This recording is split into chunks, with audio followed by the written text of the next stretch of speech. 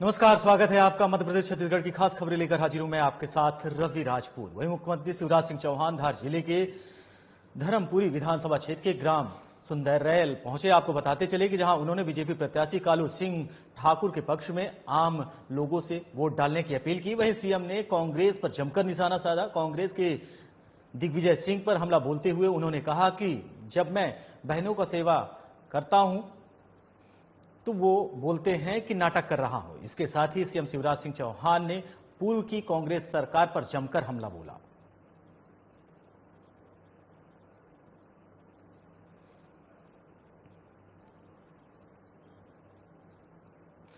बढ़ते हैं अगली खबर की ओर, जहां कांग्रेस सांसद राहुल गांधी ने कवर्धा और पंडरिया के कांग्रेस प्रत्याशी के पक्ष में आम सभा को संबोधित किया, लेकिन प्रत्याशियों को लेकर उनके लिए दो शब्द बोलने के बजाय सरकार की 5 सालों के कार्यों को बखान करते नजर आए। राहुल गांधी कांग्रेस प्रत्याशी के लिए लोगों से अपील करने पहुंचे थे, लेकिन सरकार की योजनाएं गिनाते नजर आए। आपको बताते चले कि आलू से सोना निकालने के झूठे वादे एक बार फिर से किए। आपको बता दें, सवाल यह बना हुआ है कि 5 सालों से सत्ता होने के बाद भी तमाम वादे पूरे क्यों नहीं हुए और फिर से वही वादों को रिपीट कर कांग्रेस क्या साबित करना चाहती है।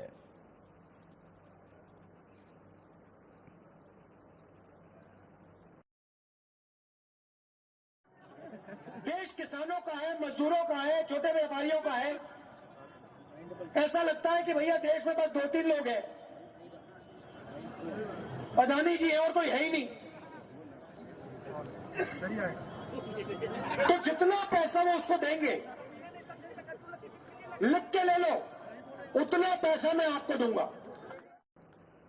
वहीं जिला कबीरधाम के 2 विधानसभा क्षेत्र में आगामी 7 नवंबर को चुनाव होने हैं, जिसको लेकर कांग्रेस और बीजेपी के दोनों तरफ के राष्ट्रीय नेताओं का आने जाने का सिलसिला शुरू है। आपको बताते चले कि पंडरिया क्षेत्र से बीजेपी प्रत्याशी के तौर पर भावना बोहरा को टिकट दिया गया है। वहीं स्टार प्रचारक के रूप में जेपी नड्डा कवर्धा के लोगों को संबोधित करते नजर आए, जिसमें आश्चर्य की बात यह रही कि जिस प्रत्याशी के लिए प्रचार प्रसार करने गए थे उनकी भाषण भी नहीं की गई। आपको बताते चले कि बीजेपी द्वारा कांग्रेस की विफलता को जमकर लोगों के बीच बोला गया।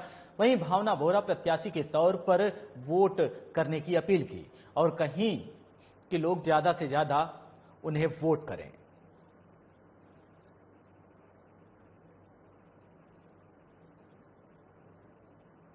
बढ़ते हैं अगली खबर की ओर, जहां हमारे संवाददाता सागर बत्रा ने छत्तीसगढ़ की राजधानी रायपुर के प्रतिष्ठित विधानसभा सीट दक्षिण रायपुर के जनता जोगी कांग्रेस के प्रत्याशी संजय साहू से बातचीत की है।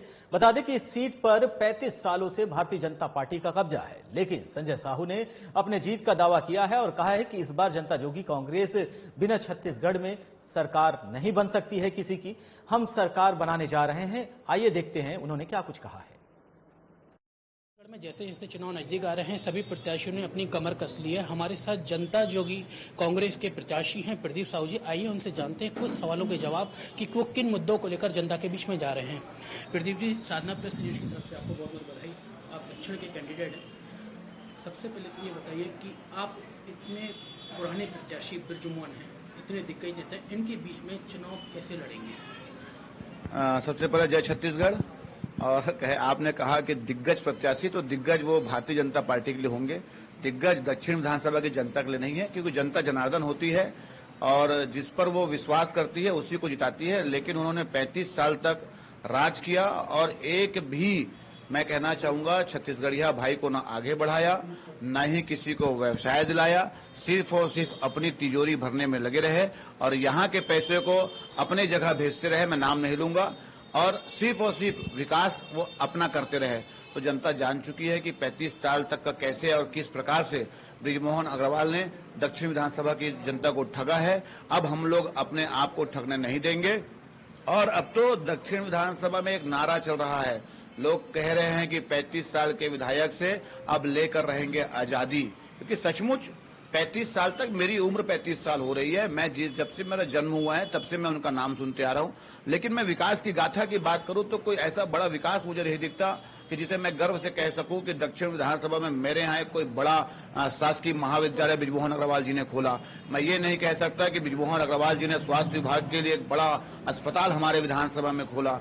मैं ये नहीं कह सकता कि हमारे खिलाड़ी भाइयों के लिए उन्होंने कोई बड़ा स्टेडियम बनाया। ये सब जो काम होने चाहिए थे वो किसी प्रकार से काम नहीं किया। अभी पुरानी बस्ती की मैं बात करूं, महामाया पारा की बात करूं तो पिछले 7 दिनों से पानी नहीं आ रहा है घरों में। लोग त्राही त्राही मांग कर रहे हैं, लेकिन उसके बावजूद भी बृजमोहन अग्रवाल जी मुझे लगता है सूद नहीं ले रहे हैं। तो अब जनता जान चुकी है और इस बार वक्त है बदलाव का।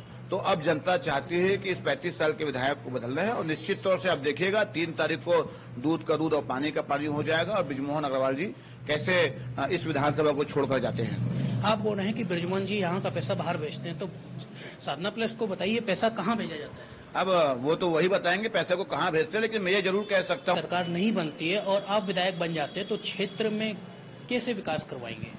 देखिए, सवाल ही पैदा नहीं होता कि सरकार ना बने। हम लोग तो सरकार बनाने के लिए लड़ रहे हैं और हम लोग कड़ी मेहनत कर रहे हैं। मैं फिर से बताना चाहूंगा कि जयसीलाल बर्मन जी जो कहीं ना कहीं सत्तामी समाज के प्रमुख माने जाते हैं, उन्होंने पिछले चुनाव में 300 से महर से वो चुनाव हार गए। आज उनको कांग्रेस सरकार ने टिकट नहीं दिया, वो हमारी पार्टी से चुनाव लड़ रहे हैं। बीजेपी के बैस जी हैं मुंगेली के, जो जिलाध्यक्ष से कांग्रेस के, उन्होंने टिकट मांगा, उनको टिकट नहीं दिया, वो हमारी पार्टी से लड़ रहे हैं। ऐसे तमाम हमारे साथी लड़ रहे हैं और निश्चित तौर से हमारे बिना सरकार नहीं बनेगी। हम लोग सरकार बना रहे हैं और सरकार बनाएंगे और दक्षिण विधानसभा से लेकर पूरे प्रदेश तक का विकास की गाथा हम लोग बहाएंगे। क्योंकि देखिए, मैं कोई भाग्य विधाता तो नहीं हूं कि इतनी सीट आएगी। नहीं, आप बोल रहे हैं सरकार बना रहे हैं, हम लोग सरकार बनाने जा रहे हैं। मैं फिर से कह रहा हूं, मैं 90 सीट यहाँ पे है। जैसे भारतीय जनता पार्टी कहती है कि हम लोग 75 पार हो रहे हैं, पता नहीं कांग्रेस ये ना बोल दे कि 90 पार है। 90 पार कैसे होंगे तो वही जाने। तो मैं इसलिए कह रहा हूं मैं भाग्य विधाता नहीं हूं। हाँ, लेकिन हमारे बिना सरकार नहीं बनेगी। कितना % आपको लग रहा है कि मेरी जीत की उम्मीद है दक्षिण से? मैं तो 100% कह सकता हूँ कि मेरी जीत होगी। बढ़ते हैं अगली खबर की ओर, जहां बलरामपुर के रामानुजगंज में जिला प्रशासन के नेतृत्व में छत्तीसगढ़ की सबसे ऊंची चोटी पर मतदाताओं द्वारा मानव श्रृंखला का निर्माण किया गया है। आपको बताते चले, गोल्डन बुक का वर्ल्ड रिकॉर्ड बनाया गया है। इस दौरान बलरामपुर जिले के कलेक्टर, पुलिस अधीक्षक, वन मंडलाधिकारी, उप पुलिस अधीक्षक चंद्रशेखर समेत तमाम अधिकारी मौजूद रहे। वहीं पूरे सरकारी अमलों के अथक प्रयास से एक साथ 6000 मतदाताओं द्वारा मानव श्रृंखला का निर्माण किया गया, जिससे golden book of world record बना। घोर नक्सल प्रभावित क्षेत्र होने के बावजूद भी लोगों में काफी उत्साह देखा गया। जिला प्रशासन का मुख्य उद्देश्य 100% मतदान आगामी विधानसभा में हो और इसमें सभी मतदाताओं के सहभागिता हो, यह अपील जिला प्रशासन ने आम लोगों से की है। वहीं बलरामपुर जिले में 3,94,000 मतदाताओं ने अपना हस्ताक्षर कर मतदान करने की शपथ ली है। साथ ही golden book of world record का प्रमाण पत्र भी जिला प्रशासन ने प्राप्त किया।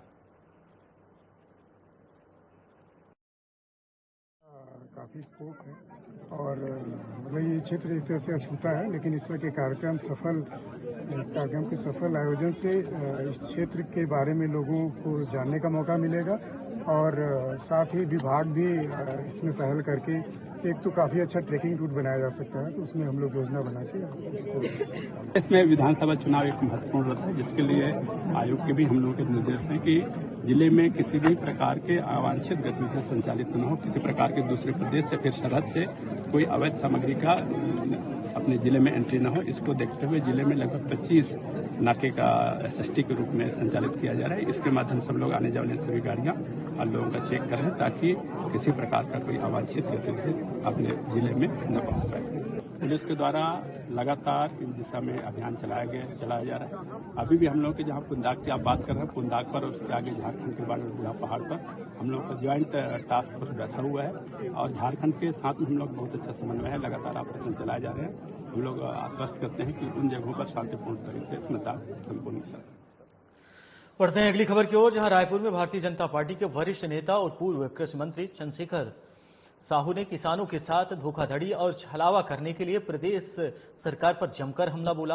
वहीं पूर्व कृषि मंत्री साहू ने शनिवार को एकात्म परिसर में स्थित बीजेपी कार्यालय में आहूत पत्रकार वार्ता में कहा कि छत्तीसगढ़ आकर किसानों के नाम पर झूठ फरेब फैलाकर उन्हें भ्रमित करने से राहुल गांधी याद करें कि पिछले विधानसभा चुनाव में उन्होंने धान खरीदी के लिमिट बढ़ाने का वादा किया था, लेकिन उनकी प्रदेश सरकार ने अपने कार्यकाल के आखिरी साल में धान खरीदी की लिमिट बढ़ाने का काम नहीं किया। आपको बताते चले कि वहीं उन्होंने कहा कि खुली धोखाधड़ी और इसमें राहुल गांधी बराबर के भागीदार हैं। साथ ही उन्होंने ये भी कहा कि इसी तरह 200 फूड प्रोसेसिंग यूनिट्स स्थापित करने का वादा राहुल गांधी ने प्रदेश भर में घूम घूम कर किया था, लेकिन आज तक प्रदेश में इन फूड प्रोसेसिंग यूनिट्स का कहीं अता पता नहीं है।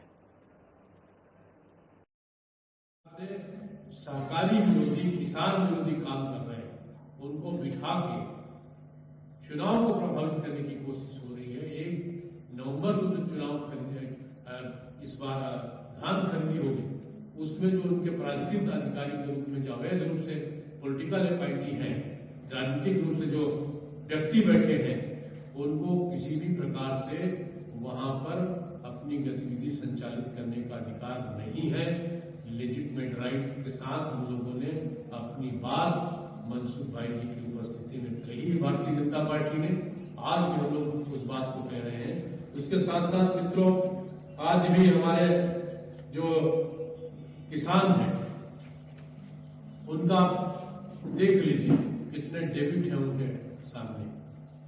उद्यानिकी क्षेत्र के किसान हो, फसल उत्पादन के साथ साथ जो दूसरे उत्पादन करने वाले लोग हैं, नकदी फसल लेने वाले किसान हैं, उनको जो प्रोत्साहन की बातें कहेगी वो कहीं भी धरातल में दिखता नहीं है। और इसलिए आज हमारी मांग है, ये झूठ फरेब की सरकार अपनी बात को। वहीं रायपुर पश्चिम विधायक विकास उपाध्याय अपने चुनावी अभियान को तेज करते हुए लगातार जन वंदन यात्रा के माध्यम से विभिन्न जगहों पर योगा कार्यक्रम कर रहे हैं। आपको बताते चले कि इसी कड़ी में विधायक विकास उपाध्याय कई वार्डों में डोर टू डोर जनसंपर्क कर जन समर्थन मांगा। इस जन वंदन यात्रा का लोगों ने भव्य स्वागत किया। इस अवसर पर विधायक विकास उपाध्याय ने कहा कि सरकार ने हर वर्ग को योजनाओं के माध्यम से लाभान्वित किया है। कोरोना काल जैसी विपरीत परिस्थितियों में भी लगातार लोगों के बीच रहकर काम किया है और हमारी सरकार ने जो वादा किया था उन्हें पूरा किया है। वहीं उन्होंने कहा कि जिस विश्वास और उम्मीद से लोगों ने मेरे ऊपर भरोसा किया, निश्चित ही मैं उन सभी के भरोसे पर कायम रहूंगा। आपको बताते चले वहीं उन्होंने आगे कहा कि और क्षेत्र वासियों की सेवा करने के लिए हर पल सदैव तत्पर रहूंगा।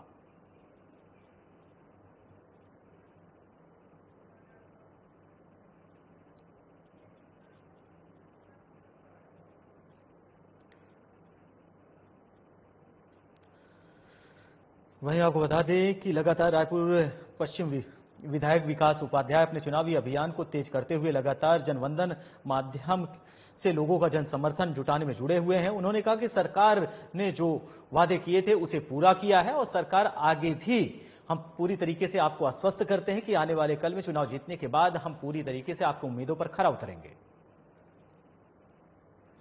बढ़ते हैं अगली खबर की ओर, जहां राहुल गांधी के छत्तीसगढ़ दौरे को लेकर बीजेपी नेता निशाना साध रहे हैं। वहीं विधायक ब्रजमोहन अग्रवाल ने राहुल गांधी पर जमकर हमला बोला।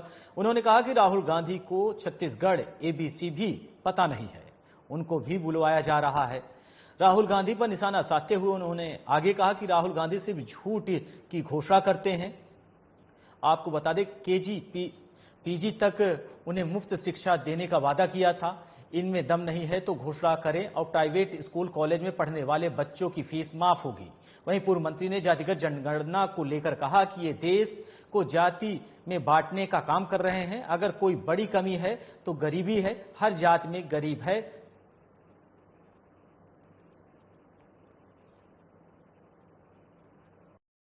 प्रियंका आ जाए, राहुल के मुंह से झूठी घोषणाएं करवा दें। जरा बताएं ना, केजी से पीजी तक सरकारी कॉलेजों में पहले से फ्री है, ये कौन सी नई बात कर रहे हैं? ये कोई नई बात नहीं कर रहे हैं। अगर इनमें दम है तो घोषणा करें कि प्राइवेट स्कूल और कॉलेजों में पढ़ने वाले बच्चों की भी फीस माफ होगी।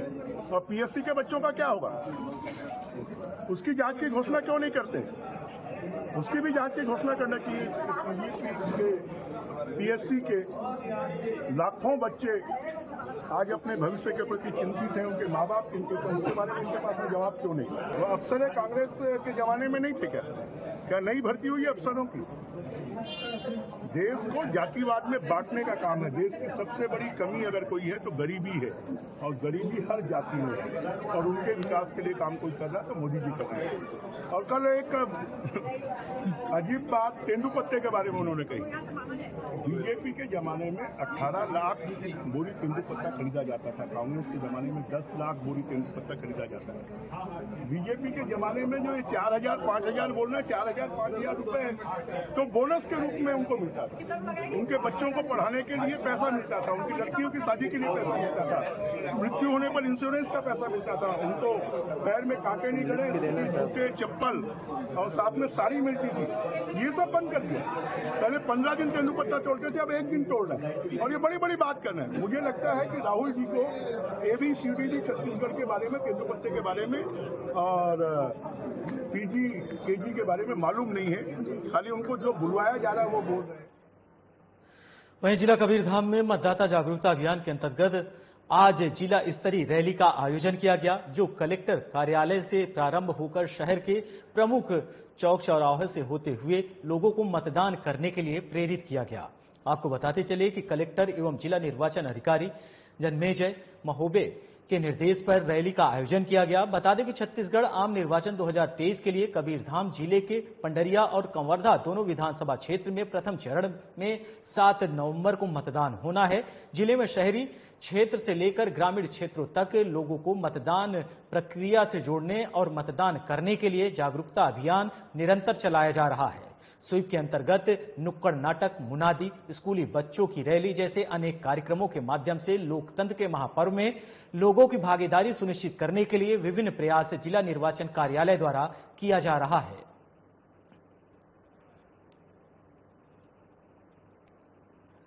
वहीं पहले चरण में होने जा रहे मतदान की तारीख जैसे जैसे नजदीक आ रही है, बीजापुर के अंदरूनी इलाकों में चुनाव बहिष्कार शोर भी अब पकड़ने लगा है। ऐसी एक खबर गंगालूर इलाके से आई है, जहां पर मतदान बहिष्कार को लेकर बड़ी संख्या में ग्रामीण जुटे थे।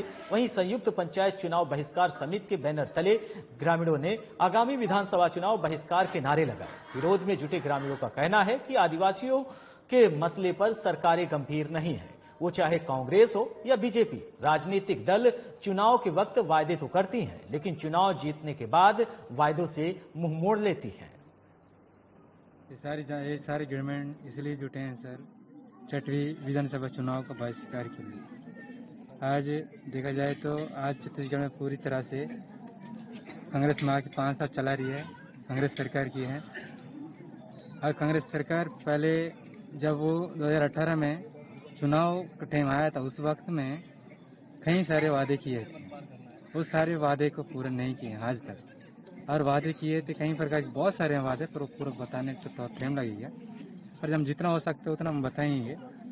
तो बताए थे बेटी बचाओ बेटी पढ़ाओ, और भी वादे किए थे, आज ये वादा पूरा नहीं कर पाए।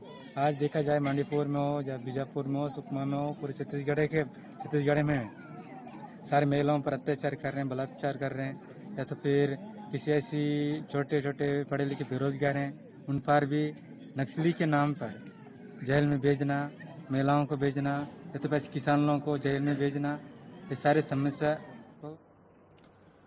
वहीं छत्तीसगढ़ में भारत निर्वाचन और मुख्य निर्वाचन पदाधिकारी के निर्देशों के अनुपालन से कबीरधाम जिले के कंवरधा और पंडरिया विधानसभा में 40% से ऊपर दिव्यांग, 80 वर्ष से ऊपर की बुजुर्ग का मतदान कराने के लिए आज 30 अक्टूबर को मतदान दल रवाना हो गया है। इन दोनों विधानसभा क्षेत्रों में मतदान 30 और 31 अक्टूबर को होगा।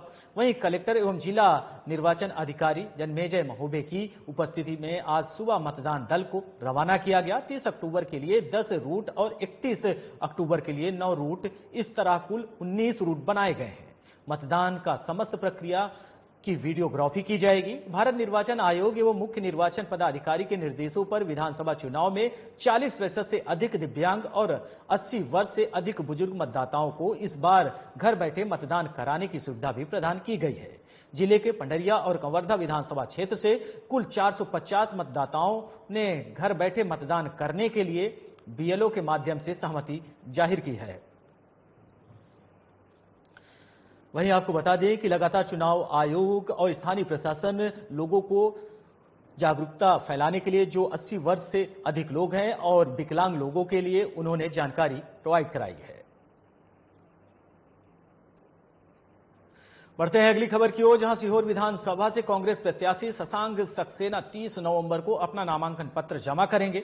शशांक सक्सेना और कांग्रेस के जिले के वरिष्ठ नेताओं ने नामांकन रैली में अधिक से अधिक संख्या में कार्यकर्ताओं से पहुंचने की अपील की है। नामांकन रैली में लूनिया चौराहे से प्रारंभ होगी और मुख्य मार्गों से होते हुए शशांक सक्सेना के साथ नामांकन जमा करने पहुंचेगी और कांग्रेस के जिले के वरिष्ठ नेताओं ने रैली में लोगों को अधिक से अधिक संख्या में पहुंचने की अपील की है।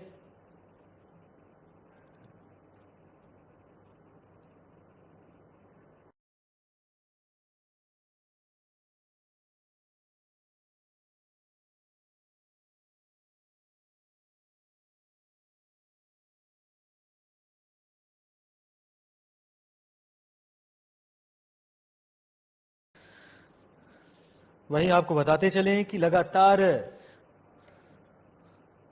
सीहोर में कांग्रेस प्रत्याशी ने अपने जनसमर्थन में शशांक सक्सेना ने अपने पक्ष में नामांकन भरने की घोषणा की है। उन्होंने कहा कि अधिक से अधिक संख्या में लोग मौजूद रहे। वहीं आपको बता दें कि विशाल रैली का आयोजन किया जाएगा और जिसके बाद उन्होंने 30 नवंबर को अपना नामांकन पत्र जमा करके शशांक सक्सेना कांग्रेस के लिए नामांकन दाखिल करेंगे। बढ़ते हैं अगली खबर की ओर, जहां कबीरधाम जिले में कांग्रेस सरकार के मंत्री और कवर्धा विधायक मोहम्मद अकबर ने लोगों को जन सैलाब के साथ नामांकन दाखिल किया, जिसके बाद बताया गया कि नेता अकबर द्वारा ये भीड़ पैसों से जुटाई गई थी। पैसों से जुटाई गई जन सैलाब का वीडियो साफ तौर पर देखा जा सकता है। ये ग्राम पंचायत भागोटोला की पूरी घटना है, जहां सरपंच भीड़ को जुटाने के लिए लोगों को पैसे देते नजर आ रहे हैं। ऐसे में बड़ा सवाल खड़ा होता है कि आखिर कांग्रेस इस तरह की भीड़ इकट्ठा करने के लिए कितनी बार लोगों को पैसा देने का काम करेगी।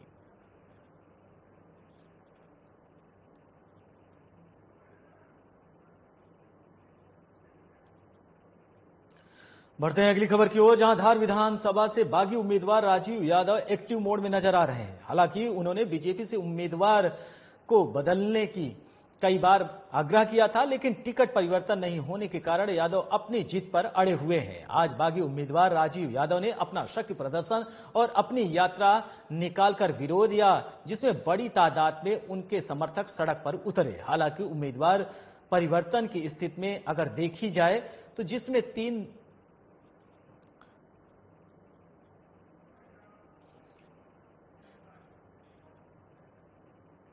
फिलहाल इस बुलेटिन में हमारे साथ इतना ही। नमस्कार।